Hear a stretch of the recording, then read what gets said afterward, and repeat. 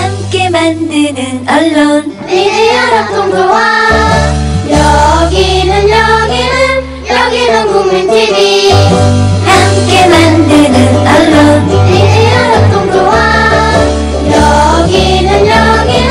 여기는 국민TV.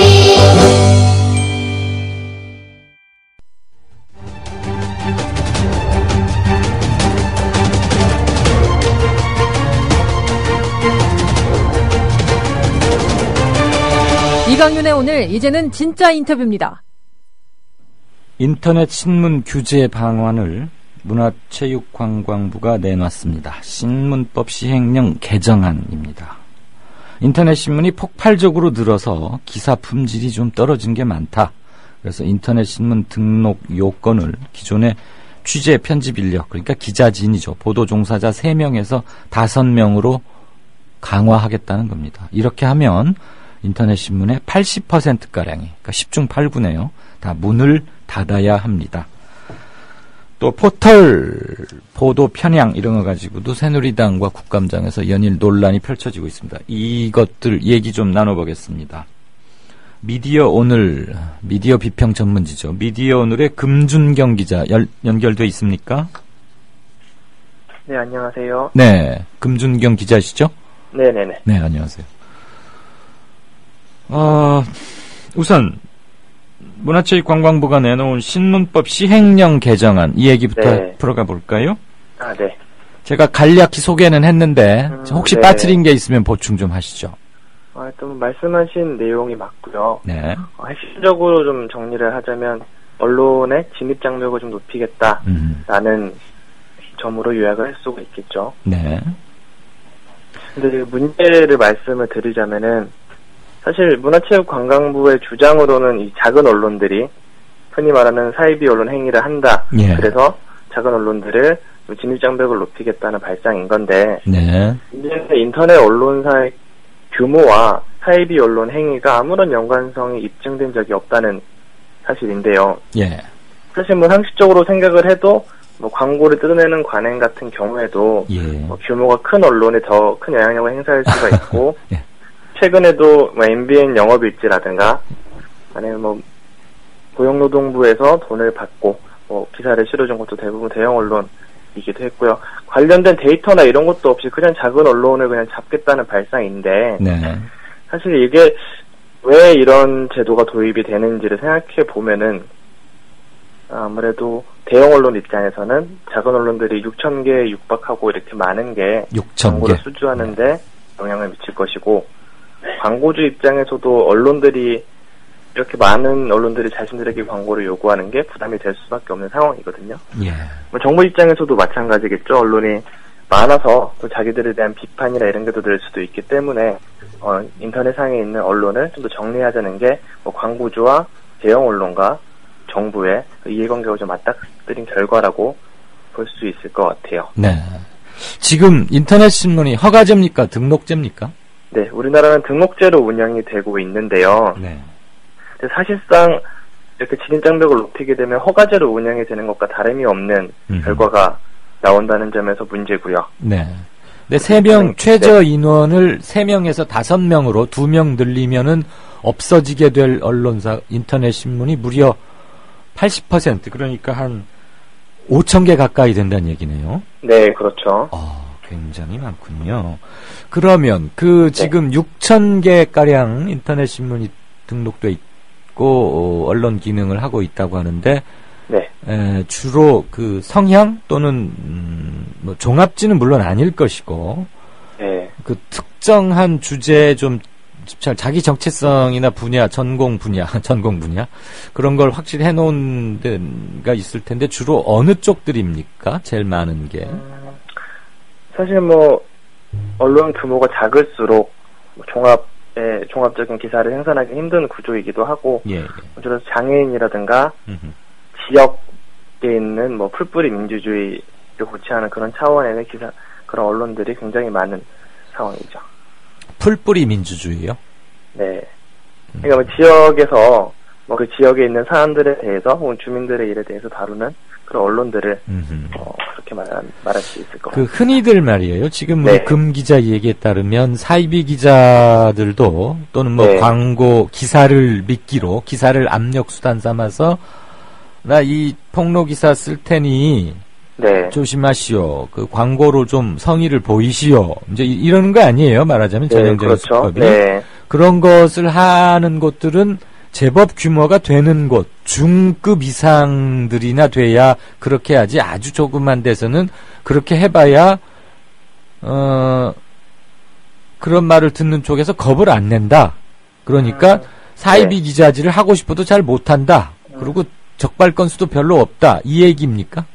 네, 물론 뭐 언론사가 작다고 해도 네. 이런 그런 행위에 대해서는 어느 정도 영향을 받을 수는 있겠지만 예. 이게 규모와는 전혀 무관하다는 점에서 접근해야 된다는 거죠. 이른바 사이비 언론 또는 광고를 미끼로 못된 짓을 하는 그게 네, 규모와는 상관이 없다. 작기 네. 때문에 그런 혐의가 높을 것이다라고 하는 것은 전혀 근거 없는 얘기다 이거죠. 네, 그렇죠. 그러면 공무원들이 이렇게 대담하고 무식하게 일을 합니까? 그런 아무런 관련 자료도 없이 3인에서 5인으로 좀 올려야겠다. 그 기준은 있었을 거 아니에요? 그래서 제가 문화체육관광부에 한번 연락을 했었는데 네. 왜 하필 3인에서 5인으로 늘리는 거냐, 그 기준이 뭐냐라고 얘기를 물어봤더니 딱히 기준이 있는 건 아니고 다만 적어도 최소 3명 이상의 취재 인력은 있어야 뭐 사실관계를 확인을 크로스 체크를 할 수 있고 더 뭐 검증된 기사가 나올 수 있지 않겠냐라는 답을 하더라고요. 예. 네, 그래서 이거 달리 접근해야 되는 게 5명이라고 기준을 잡은 게 예.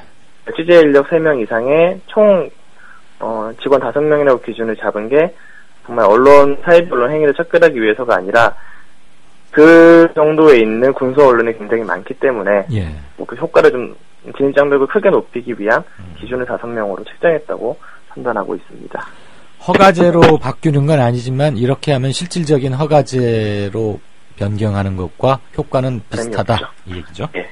이거 언제부터 이걸 적용한답니까? 이게 또 문제가 내년부터 일단 적용을 하게 되는 건데요. 네. 그러니까 앞으로 1년 동안 유예기간을 둔다는 건데, 문제는 소급 적용이 되는 거거든요. 어떻게 해서 소급이 되죠? 보통 유예기간에 1년이 있고, 뭐 언론의 기준을 5명으로 높인다고 하면은, 그 이후에 등록을 하는 언론에 대해서만 적용이 돼야 되는 거잖아요, 법적으로 보면. 네네네. 근데 이게 유예기간을 1년 둔 다음에 네. 개정안에 적용이 되면 이미 등록되어 있던 언론들도 5명이 안 되면 그대로 이렇게 허가가 취소되는, 등록이 취소되는 상황이 어떻게 보면은 소급 적용의 원칙에 좀 반하는 네. 결과기 때문에 민변에서도 이 사안을 두고 좀 불법적인 거 아니냐, 위헌적인 요소가 큰 거 아니냐라고 지적을 하고 있고, 네. 뭐 헌법소원에 넣어도 충분히 가능한 사안이라고 이야기를 하더라고요. 이 문제는 앞으로 쟁송의 여지가 좀 남아 있군요. 네, 그렇죠. 1년의 유예 기간을 두고 충원하지 않으면 5명 최저 보도 인력 5인 최소선을 확보하지 못하면 네. 등록해줬던 것을 취소해버리겠다. 네, 그렇죠. 그럼 근데 6,000개나 되면 말이에요. 실질적으로 이거 다 일일이 감시가 가능합니까? 불가능할 것 같은데요.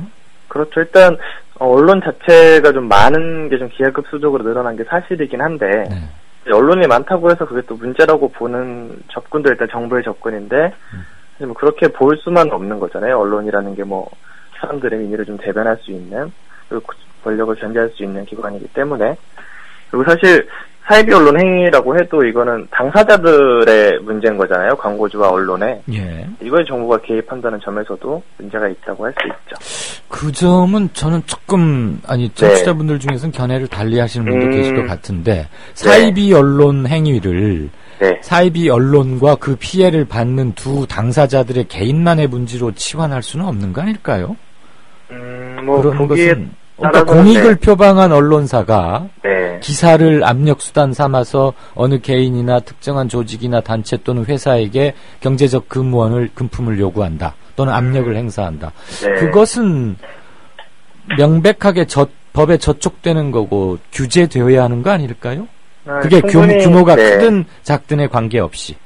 네. 사실 뭐 그 행위 자체가 문제가 없다고 보는 건 아니지만, 사실 뭐 어떻게 보면 정당한 비판조차도 네. 좀 광고로 좀 입을 막으려 하는 경우가 있을 수도 있고, 뭐 광고주와 언론의 관계에 대해서 뭐 다른 누구도 아닌 정부가 굳이 개입을 해서 나선다는 게 이따 포털 얘기도 하겠지만 정부가 직접 개입한다는 점에서도 충분히 언론에 대한 위축 효과나 뭐 자기 검열 좀 할 수 있다는 점에서 문제가 있다고 볼 수 있는 거죠. 네. 일단 그 얘기는 그 정도 하고요. 네. 민변에서도 무슨 뭐 법률적 조치를 취할 가능성도 있다고 하니까 이건 좀 더 추이를 지켜보죠. 자, 새누리당이 포털 뉴스의 정치적 편향성 문제를 끊임없이 제기하고 있는데 이에 대해서 네. 이거 포털 길들이기 아니냐 선거 앞두고 네. 이런 비판이 즉각적으로 제기됐습니다. 미디어 전문지의 기자로서 어떤 견해를 갖고 계시죠? 뭐 길들이기라고 보이는 정황이 좀 다분히 있는 상황이라고 할 수 있는데요. 예. 일단은 흐름을 봤을 때 새누리당이 자신들이 만들거나 발주한 보고서를 갖고 그 내용을 공개를 하고 정부 여당 대표가 직접 관련해서 비판을 쏟아내고 국감에서 이슈로 다뤄지고 있는 흐름인데 이게 사실 총선과 대선의 앞둔 상황에서 이루어지고 있잖아요. 예.